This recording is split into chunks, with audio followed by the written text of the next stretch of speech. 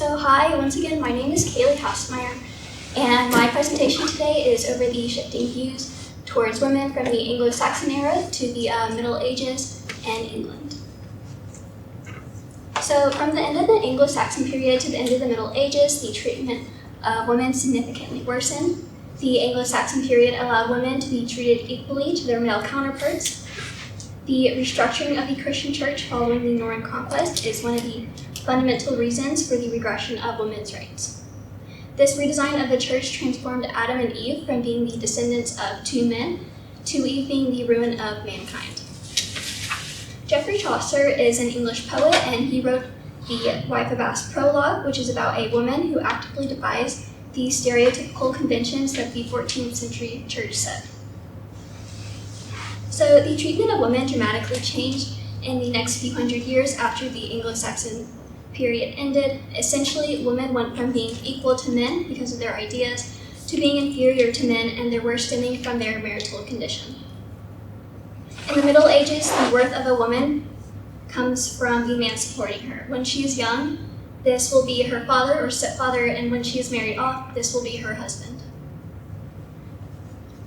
When the young lady is married to a man, she will become unable to resist him sexually. Neither can she borrow money without permission or dispose of his property or land. The lady becomes so suppressed by her new husband that she's even unable to make a will, something that many wealthy women were able to do in the Anglo-Saxon era. In other words, a woman becomes so subjected to her new husband that she's upon marriage and cannot make a will without his permission. However, during the Anglo-Saxon period, women were able to make wills with relative ease, given that they were wealthy property owners. Furthermore, because a third of the surviving Anglo-Saxon wills are for women, we can infer that wealthy women were able to establish these wills with relative ease. These Anglo-Saxon women were also given the same rights of ownership and inheritance as any other man. However, it is important to note that despite women being treated better during the Anglo-Saxon period, women were still discriminated against, no matter the time period. In the Middle Ages, women were compared to be the new version of Eve, set by the restructuring of the church after the Norman Conquest. According to Mortimer, women were said to be the most loving creatures, but they were also more immoral and wicked than any man. Furthermore, during this period, people assumed women would be the undoing of humankind, just as Eve was the undoing of Adam. The new retrogressive church wholeheartedly believed that women were the physical, intellectual, and moral weaknesses of society. These beliefs stem from scholars presenting a platform in which preconceptions can be found in plenty. This is through a dependency on the Bible, in which the Bible presents the way all believers should behave in worship. Women were taught from an early age that the male-dominated society was the way God wanted it to be, and that it was a punishment on all women from God. The heavy reliance on the Bible only reassured the belief that the whole of womankind deserved the punishment for Eve's actions. This new dependency on the Bible only continued to make matters worse for women, and by relying on the Bible for knowledge and development, it is not surprising that women were looked down upon. Moreover, many books in the Bible, such as Genesis, have a sexist inclination, and as literacy rates continued to rise in England, the treatment towards women only continued to worsen. According to Lacey and Dunsinger, in the Anglo-Saxon period, both men and women were the descendants of man, but now women were referred to as a disfigured man. Moreover, the inadequate understanding of sexual desires during this period of time did not help with the treatment of women. For example, during the 13th century, the medical knowledge of a woman's body was heavily based upon the words of a 3rd century writer. By relying on the words of a book written over 1,000 years prior, it is easier to understand the reasoning behind the controversial statements. So the trust in the medical knowledge of 3rd century writer Galen caused many problems for women. This inadequate understanding leads to intellectual partiality towards women. For instance, Galen taught that women must have an orgasm in order to conceive a child. While this can be seen as good for married women whose husbands will spend a long time with them in hopes to help their wives conceive, the same cannot be said for a single woman. The insinuation behind Galen's words is that it is not considered rape if a woman conceives a child from the act. Therefore, the man is not held accountable for his actions, since, according to Galen, the woman enjoyed the experience by conceiving a child. On the other hand, if the woman is thought to have found no physical pleasure from the experience, she is assumed to not be able to conceive. This creates a toxic situation in which women are likely to never get any retribution against the man who raped them. Alternatively, if she does not conceive, then it is almost impossible for her to prove that the rape took place. This is because the trial would only be an account of her words against his, and it is unlikely for any court to believe a woman's words over a man's during this period of time. The probability of a woman getting justice against her rapist is only diminished by the social hierarchy of men during this period of time. For example, if a woman's rapist is a high-ranking official, it is nearly impossible for any court to prosecute him. If a court attempts to take action against a man of high status, then the court will face the man's hostility, along with the embarrassment of accusing someone of such high ranking on the dubious words of a woman. With the rise of problematic tropes involving Mary and Eve, the views towards women was successfully limited. In the Mary trope, medieval women are compared to an unobtainable version of Mary, who was the ideal religious woman. The Eve trope, on the other hand, presents women as deceitful and manipulative in order to portray Eve's attempts to manipulate Adam into eating the forbidden fruit. Marriage plays an influential role in the relationship between man and woman. In the Middle Ages, marriage was essentially used as a means of fulfilling sexual desire of both male and female lust. This fulfillment of lust led to each partner being indebted to the other, thereby creating a term known as marital debt. Marital debt is a highly problematic word that leads a husband to believe that their wife constantly needs sexual intercourse. Women, on the other hand, are led to believe that they are the physical manifestations of lust and that they will faint without proper intercourse. When a spouse uses the term marital debt to have sexual relations with their partner, it creates a tricky situation for the partner where they cannot refuse their spouse as it is their debt to repay. So Geoffrey Chaucer is an English poet best known for the Canterbury Tales, which consist of 24 stories. The Wife prologue by Chaucer is among one of the most notable stories from Chaucer's Canterbury Tales. The Wife prologue is about a woman, Alison, who defies the stereotypical conventions that the 14th century church set. The wife claims how it is not sinful for her to be married multiple times, since in the Bible, Abraham and Jacob were married to multiple wives at once. She states, "I know well Abraham was a holy man, and Jacob also, and so far as I know, and each of them has more than 2 wives." Due to the wife's display of desire for marriage in order to obtain both wealth and sex, the church had thereby labeled her as a wicked woman. Alison turns to the biblical text to support her claim that God intended for women to utilize their bodies for carnal purposes, and that in doing so it is not immoral. After all, how would the next generations of virgins be born if all women did not have sex?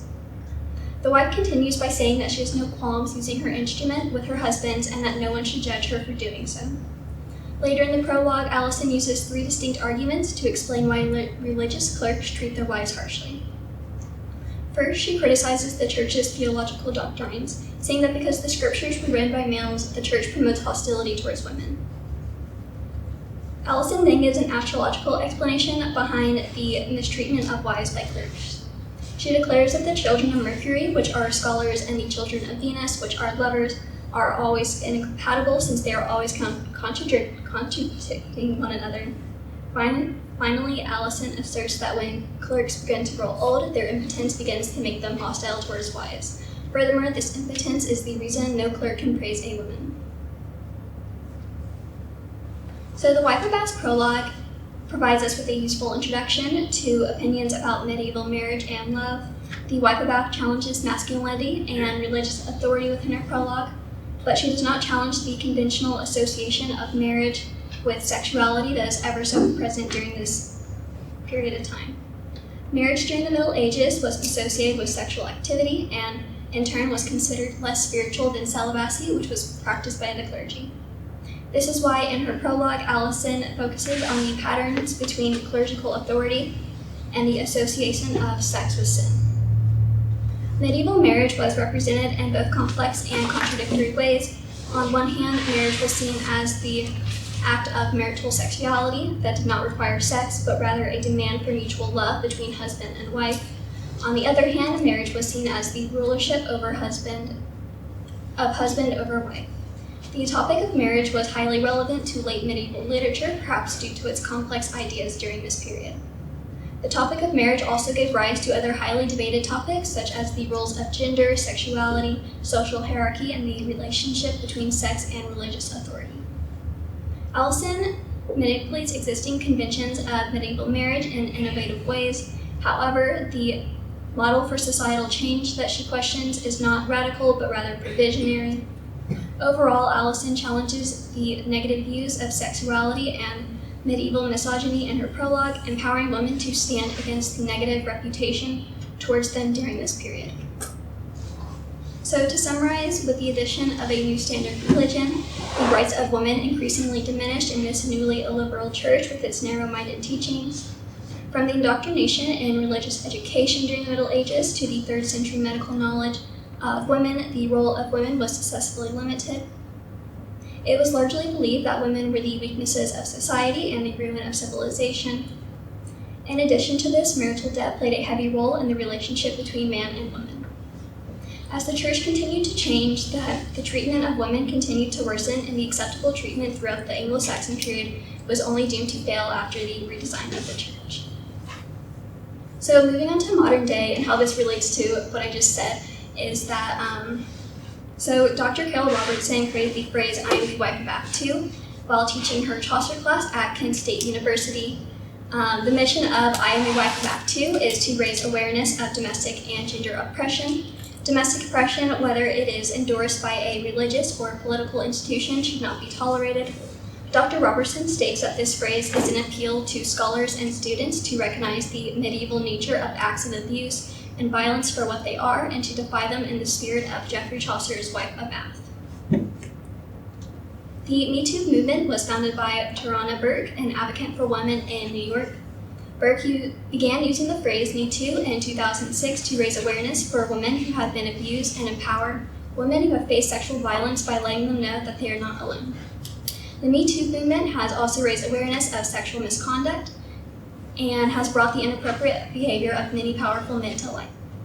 According to a study by Yale researchers, the movement has also led to an increase in reporting of sex crimes both in the United States and abroad.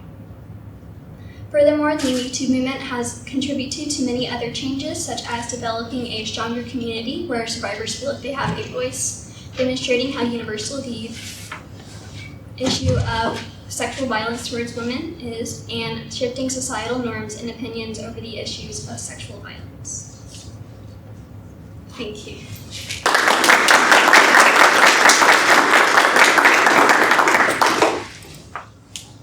And Kaylee, I guess what I was a little confused about was the Anglo-Saxons versus the Normans, because by that point in history, the Anglo-Saxons had become Christianized, and they were Christians. So was it the Normans that implemented a new type of Christianity onto them, or was it just the church itself was evolving into this, and it would have happened whether the Normans invaded or not, because it was just a change in Christianity? During the Anglo-Saxon period, the church didn't force religion onto people as much, and they didn't rely as much on the Bible. And then the Norman Conquest kind of came, and William the Conqueror totally changed the way the church was set, and he forced his own ideals into the church, which then changed the way that women were viewed. Oh, thank you. Does anyone else have any other questions? I do. So, what encouraged you guys throughout your presentation to just keep going with that theme? Anything in mind that really stood out to you? You really wanted to do this presentation for any reason? Well, it's kind of like Chad's question. My friends, like I said, the movie had such sweet moments where it showed that they're still kids. They deal with gangs and their parents, but at the end of the day, they just want to laugh. And that reminded me of the people I'm surrounded with, and I would think of them and how I want them to be able to make the grades they want to without having to struggle as more than they should. For me, it was a theme of generational trauma and also intersectionality, because in honesty, all of us, we can all apply that in some way or another, whether we know someone who like understands generational trauma or whether we've been through it, because generational trauma is pretty present in everyone's life in one way or another, whether it's established by our mother or father or our grandparents or our religion also, because it's passed on. And I felt that it's something I could connect to, because I know that my family, it's not really spoken, but like you can see there's something there that's unsaid that's still affecting us. And from intersectionality, all of us have intersectional forces that make up who we are, whether it be our race, our age, or our identity or sexuality.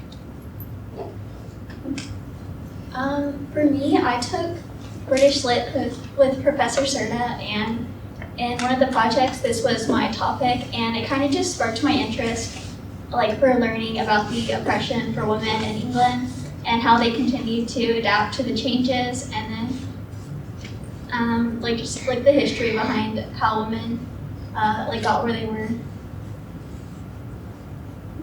Thank you very much for your response. Any other questions? I think that concludes our meeting.